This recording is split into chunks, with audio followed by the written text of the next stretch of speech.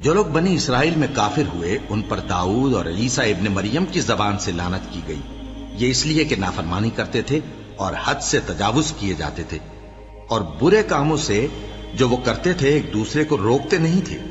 بلا شبہ وہ برا کرتے تھے۔ تم ان میں سے بہتوں کو دیکھو گے کہ کافروں سے دوستی رکھتے ہیں، انہوں نے جو کچھ آگے بھیجا ہے برا ہے، وہ یہ کہ اللہ ان سے ناخوش ہوا اور وہ ہمیشہ عذاب میں مبتلا رہیں گے۔ اور اگر وہ اللہ پر اور پیغمبر پر اور جو کتاب ان پر نازل ہوئی تھی اس پر یقین رکھتے تو ان لوگوں کو دوست نہ بناتے، لیکن ان میں اکثر بد کردار ہیں۔ اے پیغمبر، تم دیکھو گے کہ مومنوں کے ساتھ سب سے زیادہ دشمنی کرنے والے یہودی اور مشرک ہیں، اور دوستی کے لحاظ سے مومنوں سے قریب تر ان لوگوں کو پاؤ گے جو کہتے ہیں کہ ہم نصارہ ہیں، یہ اس لیے کہ ان میں عالم بھی ہیں اور مشائخ بھی، اور یہ کہ یہ تکبر نہیں کرتے۔ اور جب اس کتاب کو سنتے ہیں جو اس پیغمبر محمد صلی اللہ علیہ وآلہ وسلم پر نازل ہوئی تو تم دیکھتے ہو کہ ان کی آنکھوں سے آنسو جاری ہو جاتی ہیں، اس لیے کہ انہوں نے حق بات پہچان لی، اور یہ اللہ کی جناب میں عرض کرتے ہیں کہ اے پروردگار، ہم ایمان لے آئے سو تو ہم کو ماننے والوں میں لکھ لے، اور ہمیں کیا ہوا ہے کہ اللہ پر اور حق بات پر جو ہمارے پاس آئی ہے ایمان نہ لائیں،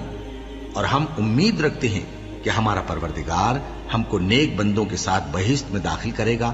پس اللہ نے ان کو اس کہنے کے سبب بہشت کے باغ عطا فرمائے جن کے نیچے نہریں بہ رہی ہیں، یہ ہمیشہ ان میں رہیں گے، اور نیکوکاروں کا یہی صلہ ہے۔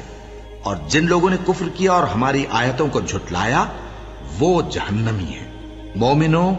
جو پاکیزہ چیزیں اللہ نے تمہارے لیے حلال کی ہیں ان کو حرام نہ کرو، اور حد سے نہ بڑھو کہ اللہ حد سے بڑھنے والوں کو دوست نہیں رکھتا، اور جو حلال و طیب روزی اللہ نے تم کو دی ہے اسے کھاؤ، اور اللہ سے جس پر ایمان رکھتے ہو ڈرتے رہو۔ اللہ تمہاری بے ارادہ قسموں پر تم سے مواخذہ نہیں کرے گا،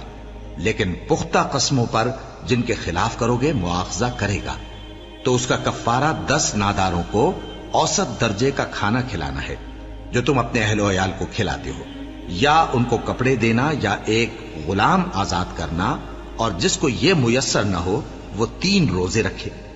یہ تمہاری قسموں کا کفارہ ہے جب تم قسم کھا لو اور اسے توڑ دو، اور اپنی قسموں کی حفاظت کرو۔ اس طرح اللہ تمہارے سمجھانے کے لیے اپنی آیتیں کھول کھول کر بیان فرماتا ہے تاکہ تم شکر کرو۔ اے ایمان والو، شراب اور جوا اور بت اور پانسے یہ سب ناپاک کام اعمال شیطان سے ہیں، سو ان سے بچتے رہنا تاکہ تم کامیاب ہو جاؤ۔ شیطان تو یہ چاہتا ہے کہ شراب اور جوئے کے سبب تمہارے آپس میں دشمنی اور رنجش ڈلوا دے، اور تمہیں اللہ کی یاد سے اور نماز سے روک دے۔ تو کیا تم لوگ ان کاموں سے باز آؤ گے؟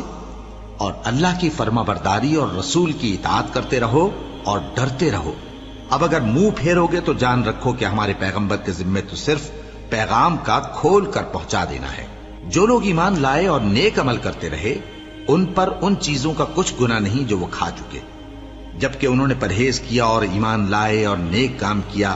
پھر پرہیز کیا اور ایمان لائے، پھر پرہیز کیا اور نیکوکاری کی، اور اللہ نیکوکاروں کو دوست رکھتا ہے۔